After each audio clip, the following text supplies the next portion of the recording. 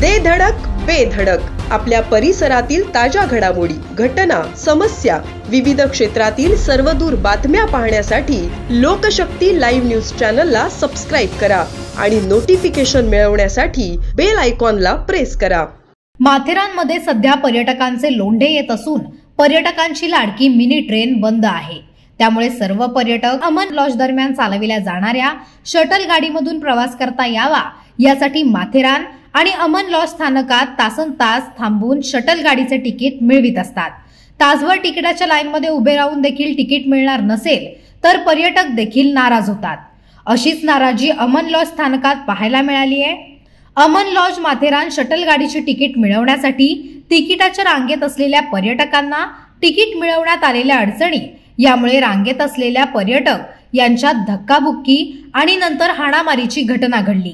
2 गटातील 15 ते 20 पर्यटक यांच्यात अमन लॉज स्थानकातील तिकीट खिडकी समोर धक्काबुक्की आणि हाणामारी होत असताना मध्य रेल्वे प्रशासनाचा एकही कर्मचारी प्रवाशांची भांडणे थांबवण्यासाठी पुढे आले नाही।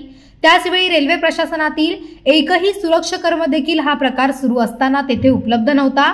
त्यामुळे रेल्वेकडून प्रवाशांच्या आणि रेल्वे कर्मचारी यांच्या सुरक्षाविषयक काळजीबाबत जागरूकता घेतली जात नसल्याचे दिसून येत आहे।